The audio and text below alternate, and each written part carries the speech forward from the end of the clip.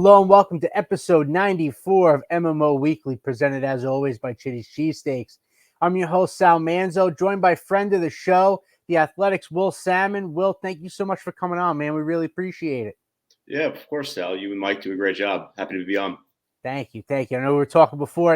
It helps when the Mets are good, teams are good. It also could be bad, but obviously we know what happened this weekend, taking 3 out of 4 from the Phillies. Huge series coming up with the Braves. Feels like the season is hinging on that. Of course, has to be in Atlanta for them to vanquish demons, I guess, to make the playoffs. But just want to talk to you about this Philly series. Just want to get your reactions from, taking 3 out of 4 here, denying the Phillies winning the NL East on their home turf, which was pretty nice, and just continuing to make a nice 2-game lead here with the off day, and then heading into Atlanta tomorrow for a huge series. Yeah, I think the Mets demonstrated that they're a very good team that has really passed every test that's been thrown or put in front of them. I think for like the last, since June, that's been the case. And even really before that, I'd even argue for a while. I mean, like this team started 0-5. And so they had to overcome that. That's been well documented, of course. And then once they got 10 plus games under 500, they had to overcome that as well. So they've been through a lot, and I think that's the biggest difference between this year's group and groups in years past that have gone on to similar runs or have made the playoffs. It's that this team is battle tested in a different way than those groups were, where like they've had to overcome things that are just not normal things that teams overcome, right? Like when we look at the 2024 New York Mets, like a lot of this stuff about like Grimace and Jose Iglesias' song, that's going to be part of the story, of course. But I think Pete Alonso put it really well before Sunday's game when he said, like, look, this group is going to be known for its resiliency as well.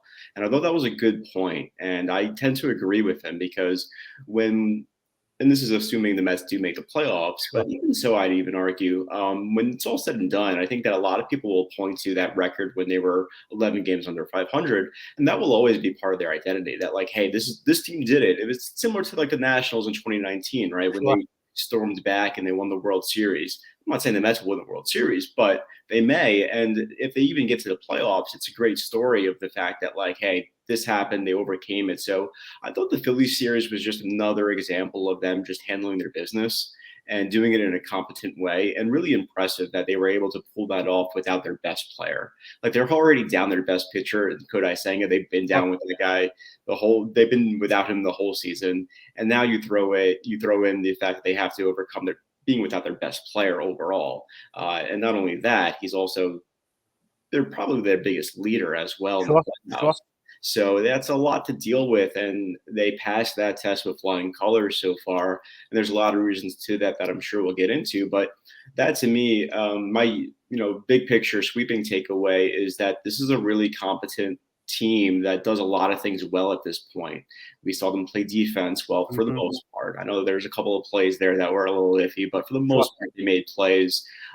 They're typically smart on the bases. They hit up and down their lineup. I know some guys are not really clicking the way that people want them to be, but for the most part, like they're pretty deep, or they could count on other guys to carry the load at times, which is important. And then the pitching has really been the story the past couple of months. I think since August, they have their whole rotation that has a sub 3.50 ERA. So I'm not sure how many other teams can say that. And I think Edwin Diaz is starting to roll. I know he had a blown save in Arizona. He overcame that and then had another subpar outing. But for the most part, he's been fairly solid. And it looks as if they have a dependable guy in Phil Maton and maybe Jose Budo and Reed Garrett as well in front of him. So a lot to like about the New York Mets right now. Yeah, absolutely. I mean, you hit the nail on the head as far as just resiliency, right? I know Alonso talked about it, but just that word sticks out so much with everything that's gone on, like you said. It's really impressive as far as just some of these guys, as far as, the Minayas of the world, the Severinos of the world. We'll get to the pitching part. But the fact that guys just continue to step up, seem to be motivated by one another and want to, perform for each other and really seem to be grinding. It's awesome to see. And like you said, they did all this without Francisco Lindor. They're obviously their best player, going to be, a National League or MVP contender in the National League this year. And like you said, their leader really feels like on and off the field, right? It kind of go as they go. So it's a perfect segue just to talk about Luisangel Acuna, right? I don't think anybody thought he would have this offensive kind of tear coming up. Obviously, we'll see what happens. League adjust, that sort of thing. But, how impressive is this from this kid who really hasn't had a great year offensively in AAA? And I don't think the Mets were really expecting this much of an offensive outburst. So I'm wondering your thoughts on Acuna kind of holding the load here while Lindor makes his way back for hopefully Tuesday.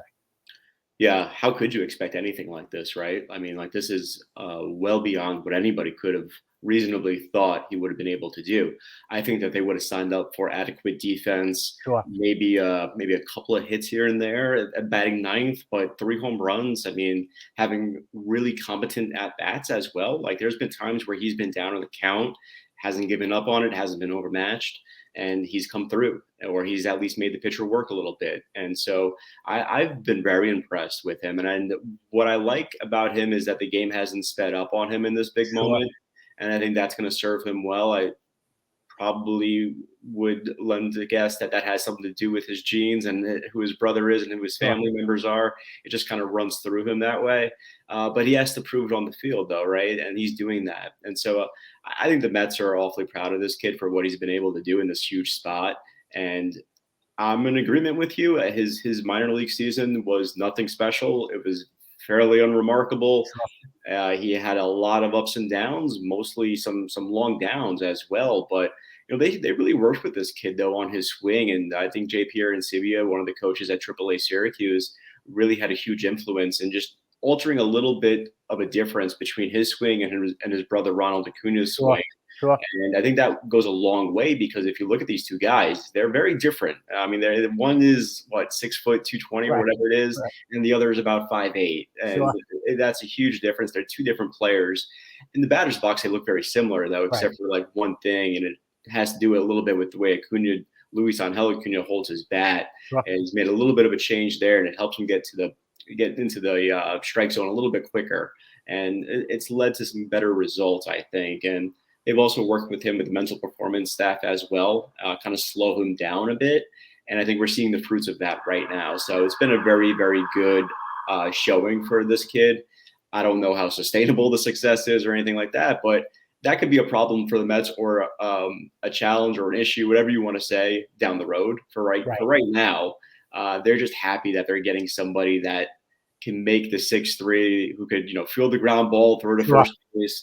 And he's done that. And one player in particular that really stands out to me as we're talking is just that play he made against Trey Turner on Sunday night, where he knew enough about Turner. And I know some people listening may sound like this is obvious, but when you're in that moment, it's easy to kind of just like not really think about who the guy is in the box once that ball has hit you. And he kept that in mind, and he ran that one down, made the throw on the run, and threw out Turner. And I think that kind of play really is just underscores what this guy's all about. When I said like the moment hasn't sped up on him at all, so he's been very impressive. Yeah, that's a great point. Just as far as him, that obviously young kid thrust into a pennant chase. You're essentially replacing the best player on the team right now, for however long that may be. That's a lot of pressure. But like you said, whether it's the genes or whatever else, he seems to be ready for it. And have Met fan friends of mine. We talk a lot, and the worry is about the league adjusting to him long term. Right? You don't really know. But the counter to that is, as long as they don't adjust for the next about 3 weeks or so, it doesn't matter. You worry about the future when the Mets are in a position right now to really poised to make hopefully a nice run here if they get in. So, you worry about riding the hot hand, I think, and, they'll worry about the future at that point. But I guess that brings me to that next point, right? Obviously, Acuna's so hot right now with the bat. Defensively, we know once Lindor's back, he's going to be manning shortstop. But, is there a world here now? I assume that, once Lindor is back, that Acuna is going to be taking reps at second. I know we can play some center as well. Obviously, I don't they want to, mess with defense as far as Bader and that sort of thing. But there are some spots for Acuna to stay in the lineup. And I would think at this point, if he stays this hot, they're going to have no choice but to keep him in the lineup, even over Iglesias. Yeah, well, first, Francisco Lindor would have to come back, right? And so for that to happen, he has to feel good about his back, and he has to be healthy. And right now, that's up in the air. He was asked about that after the game Sunday night, and he was asked point blank, are you 100% confident that you're going to return at some point, whether it's Tuesday, Wednesday, Thursday, Milwaukee, whatever? And his answer was, hey, I'm optimistic. Right. And so that's a difference between saying, yes, I'm coming back, and hey, I'm optimistic that I'll come back. So there's a notable difference there, and it kind of depends on how this guy feels, because we all Sure. know he's a gamer and he's going to be in there 100% of the time for every inning as long as he's able to. So it's pretty telling that this is holding him back. So that's the big if in that scenario. I will say Acuna though has really made, if it comes to it, he's made things awfully interesting, right? I Sure. mean, Sure. I think that in a perfect world, you probably are not going to mess with center field like you alluded to, Sal, just because like at this juncture of the season with Sure. everything on the line, you're asking a lot, especially when Yes. like Acuna, that is not really his primary spot. Sure. Shortstop is. And I think it's even interesting that like they're keeping Iglesias at second base, and Mhm. keeping Acuna at his primary position at a Sure. shortstop.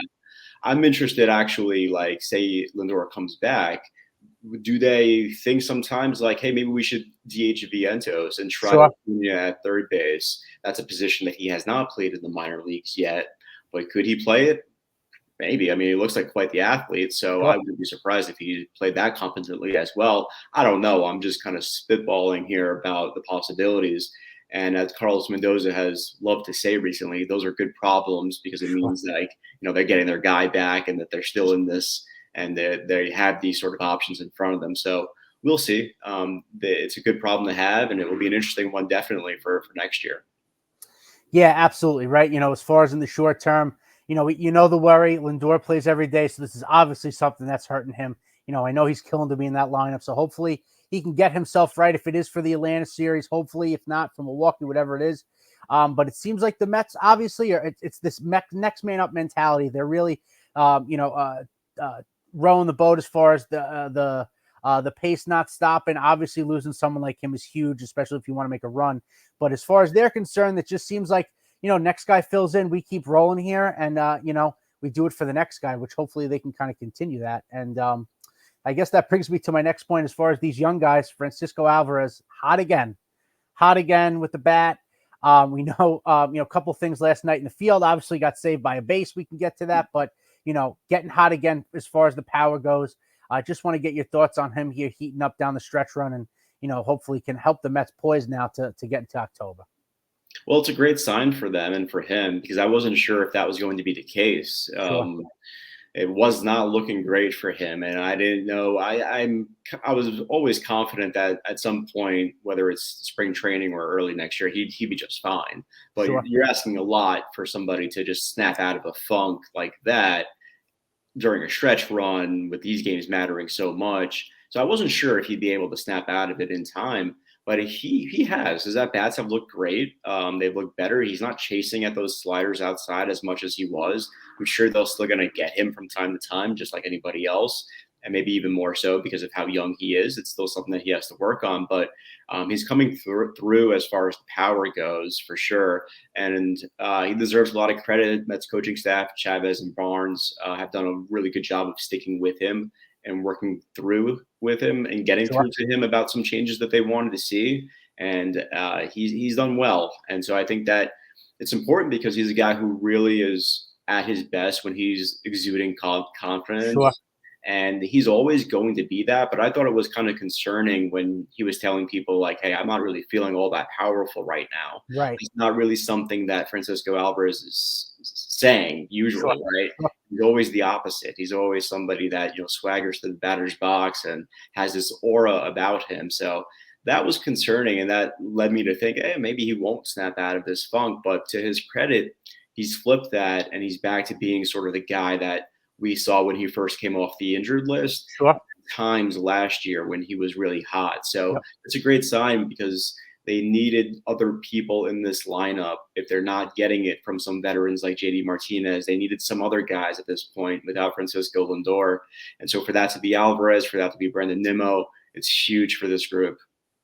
Yeah, and that's exactly the next point I was going to bring up to you as well. With guys like JD Martinez and Alonso struggling so much, I'm just wondering how important now it is for guys like Alvarez and Nimmo, who seems to really be getting hot again, to kind of carry the load for this team the next 6 or so, hopefully more games. Well, sometimes I've said throughout the course of the season that like so and so needs to do this, and so needs to step up, and that person turns out he doesn't for a while, Sure. or he hasn't, or whatever, and yet they still roll and they still pick up wins. So they've definitely proven me wrong in those spots a few times, and so I'll probably still say it that they probably, for sustainability purposes, still need to get a little bit more out of some of those guys, just because those are your best players, and so that's usually what's going to carry you at this point in the season. But again, I'll reiterate that they've proven me wrong in that respect at Yeah. times, and they have had guys, whether it's Tyrone Taylor or Jose Iglesias hitting 500 or something crazy like that over the last few weeks. They've had these guys who just continue to collect hits, and not only that, but they're collecting hits at timely ways, Sure. right? Like they're coming through in the clutch, they're coming through with 2 outs, that kind of thing. So hey, I think that it would behoove them if JD Martinez got rolling, if Pete Alonso started to crush home runs, obviously, right? But they've proven enough, I think, at least that like you're a little bit less worried about it right now because they've righted the ship as far as being able to overcome these things, whether it's with the pitching staff or getting contributions up and down the lineup. Yeah, no, and we'll obviously get to the pitching, and I think that's a big reason why they've kind of obviously with the guys you talk about stepping up offensively, but really the pitching into the 7th inning every night, getting these quality starts seemingly feels like every night. I feel like it takes a little less pressure on less pressure off the offense as well. Like especially a game like last night, couple runs, you feel like you're in it, and now especially with Diaz, we'll get to him as well. Really turning into form again. Seems like he's got his feet underneath him now, and that's huge if they're going to make a run. But just want to get kind of your thoughts on just Pete's struggles a little bit. Obviously, we know last night it was really nice acknowledging the fans, that whole deal, possibly his last game at Citi Field. But this is a year that's really uncharacteristic for him, especially with runners in scoring position. We've never seen him struggle like this. Do you think that this is a sign that he's just walkier, pressing, trying to do too much? Or do you think that this is something that's been a bit of a pattern and you could see kind of continuing here for him? Yeah, I mean, we're none of us are in the man's head, so like we Sure. can't definitively say it, but Sure. it looks like it, right? Yeah. It definitely looks like he has put that on him, and then that's a human being doing that. I mean, I think we could all sort of have some empathy for that and understand, Sure. like, yeah, like that happens. Unfortunately, some guys react differently to it. Could it be a coincidence? Yeah, it could be a coincidence too. But those numbers defy his career numbers. Sure. He's always every year stepped up. Also in September, he's always been very good in September. Sure. He's always been very good runners in scoring position. Um, I'll say that like this season, it's been substandard. At the end of the day, his numbers are going to be what his numbers are, and they're not going to Sure. be that bad. They're not going to Right. be bad. Like it's not a bad season. Right. It's just something that look, the slugging percentage is we're used to seeing at a higher clip. Sure. I'll say that slugging percentage across the league, though, is down as Mhm. well. But still, like there are other guys who have serious home run seasons, right? So it's not as if it's the dead ball era here. So, yeah, when it comes to Pete Alonso, I think we're going to look at this season and say, okay, he got his 30 something home runs. Right. These other numbers are in line. Sure. It was a fine season. It's just there weren't enough times where he came through in a huge spot, I think, to Right. satisfy some fans, right? Sure. That's going to be the story unless he starts to do that or unless they win anyway, right? Where it Right. doesn't Right. matter. But yeah, that's been a story. I don't really have a great answer for like why that is. It's because his other stuff, like his strikeouts are up a little bit, the chase is up a little bit. So that everybody could kind of look up and see. It's obvious. You don't need me to say that. But as far as like the why and how behind it, I'm not really sure I have a great answer because some of his other numbers are in line with Sure. what we're used to seeing. Sure. So it's a tricky one. And I think it just comes down to he has just had one of those years where the hits have not come in those spots where he has been used to delivering in them. Yeah, no, and it's funny. I say he struggles so much with runs in scoring position, yet he's tied for the club lead with RBIs, right? It's one of those things. It's a weird thing. Like you said, strikeouts are up a little bit, slugging down, but like you said, it's a league-wide thing. So hopefully for him, it's an outlier, pressing a little bit. But you have a great last 6 games here, and if you have a great, couple weeks in October, that gets all erased, and you build your value up, and hopefully help the Mets in a run there. So couple weeks of hotness from Pete could kind of erase all that for him, especially in a postseason. So hopefully for him and the Mets' sake that happens. But I do want to kind of turn to the pitching side now, because it really is incredible at this point. You think about a couple of years ago, you had guys names like DeGrom, Scherzer, yes, last year Verlander. You never saw a lot of these guys pitching late into games, like these guys like Manaea, Severino, who, by all accounts were thought of as more of, uh, high risk or high reward, low risk kind of signings, and they've panned out perfectly. So I just want to get your thoughts on the starting rotation. Obviously Sevy and Manaea have been great, but like in particular Manaea, he's made that mechanical adjustment in July and really has just been stupendous. So I just want to get your thoughts on these, not the sexiest starting rotation, but has been one of the best in baseball really the last 3 months now. Yeah, I thought it was the right play for the Mets actually to take that approach in the offseason Sure. for a few reasons. One, the market was a little bit weird. I thought that like some of those contracts really surprised people within the Mets of like, hey, this guy's getting this much. Like, are you sure? That kind of thing. And so I think they did a really good job of identifying Severino early on as a guy who could be a 1-year contract and just see what you got, put him in a situation, trust your staff to kind of squeeze the most out of him. He was also pretty battle tested when it came to New York. So you sort of knew what you were getting. He knew a lot of people on the Mets, whether it was Carlos Mendoza, the manager, Rosado, the bullpen coach. They go back a long ways. There's people within the organization that he knew. And I think that was important for him. And so he had some trust in these people. And I remember talking to him even about Jeremy Hefner. And that was a big deal for him, too, to know who the pitching coach. He didn't know Jeremy Hefner before like a Zoom call or two during the negotiations, but he got to know him and he built a lot of respect and he built a relationship quickly in spring training. And even before spring training, they got to work. So I thought that was a shrewd move. And I also liked the Manaea one. And I remember way back when I remember reporting like the rotation was going to be done after Manaea, and people were like, no, that can't be it. Like that, you can't be serious. And I'm like, no, they're done. Like they're not going to add another starting pitcher, and they didn't. That was their rotation. It was those two guys. They traded for Hauser, brought back Quintana. Started the season with McGill, of course, because of Senga's injury, but that was it. And people were kind of surprised by that, but again, it was what the market sort of shared to them and told them. And I don't think that they thought, to your point, that like Manaea was going to be like this, frankly, a number one pitcher. But they did have some faith that he's going to stabilize their rotation. Like they looked at him as somebody who could throw a lot of innings. He was coming off a hybrid season with the Giants, who used him as a reliever starter. So there wasn't a whole lot of mileage on him the past couple of years. So they thought like, okay, we can get 150 plus innings out of this guy maybe, and like he could kind of stabilize us for a while. And they liked what he did at Driveline, where he added some velo and the sweeper and all this stuff. So like there was already a lot to like before the midseason changes.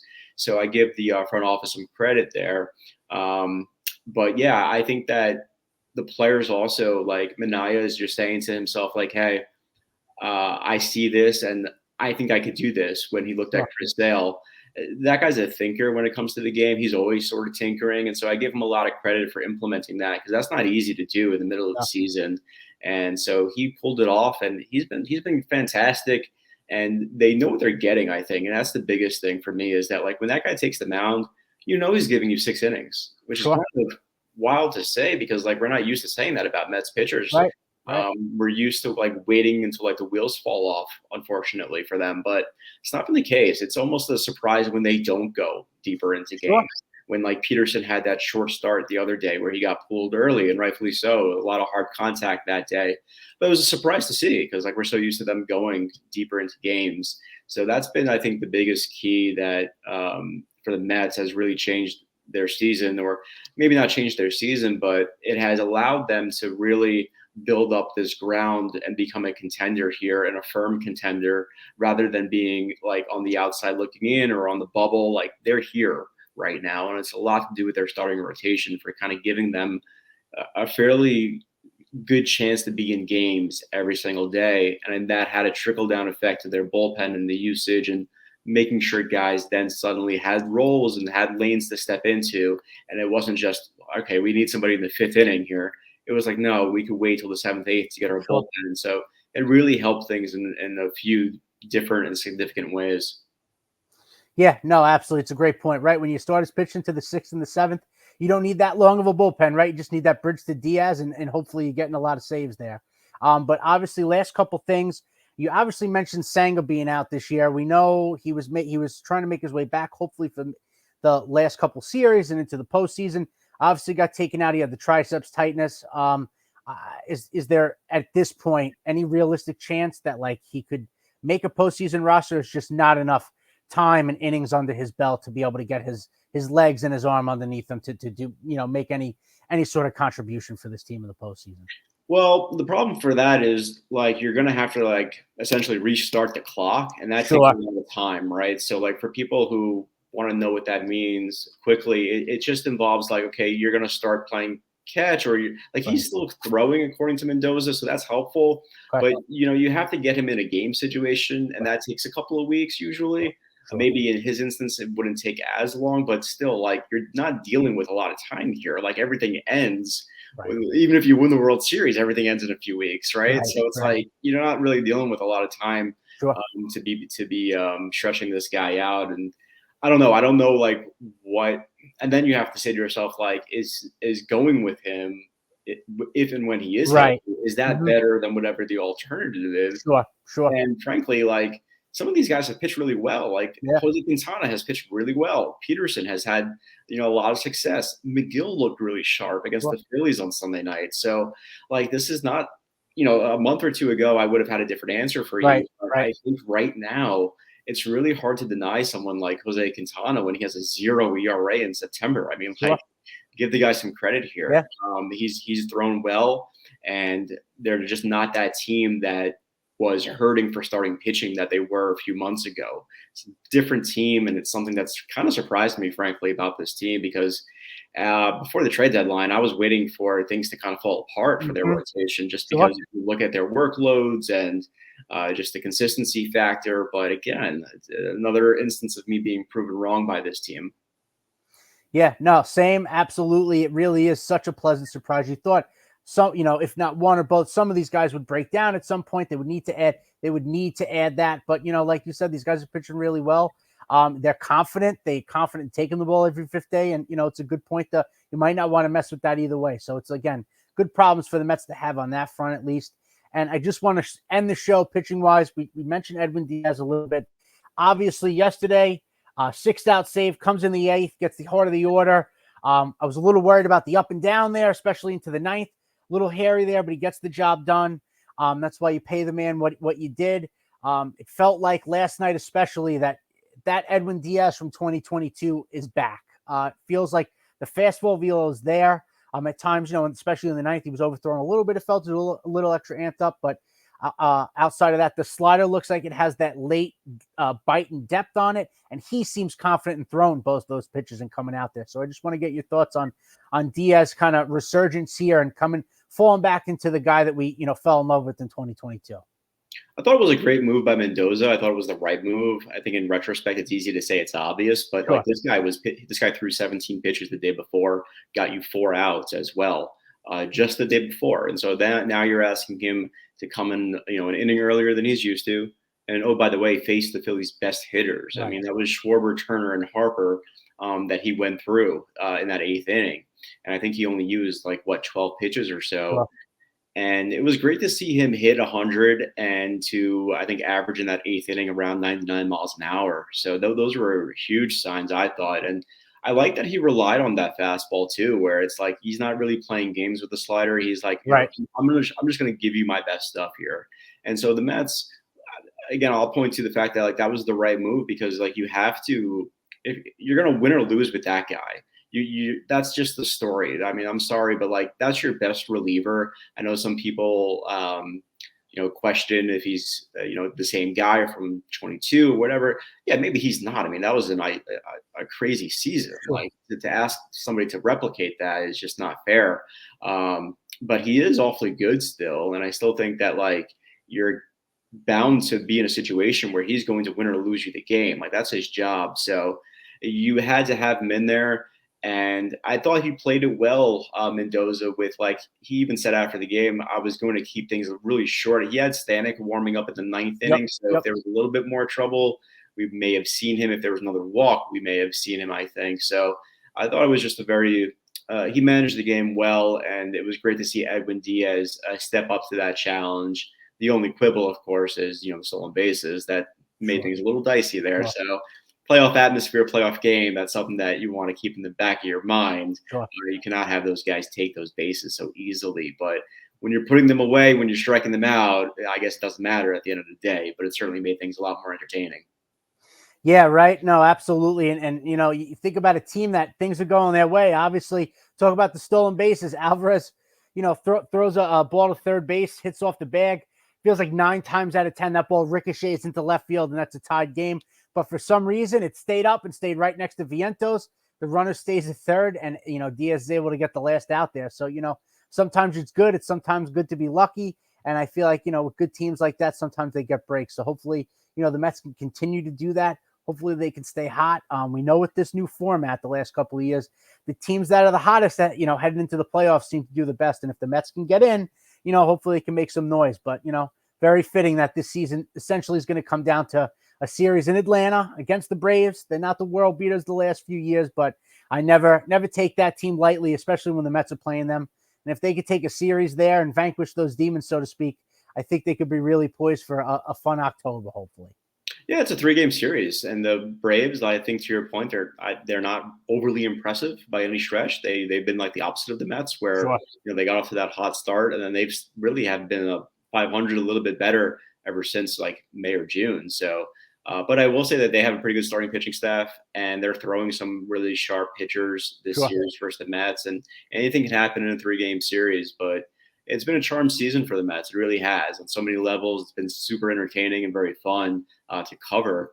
And yeah, it is fitting, whether it's something that's totally gets every question answered in Atlanta with a playoff berth, or if it bleeds into the Milwaukee series. Sure. It's going to come down to the final few days of the season.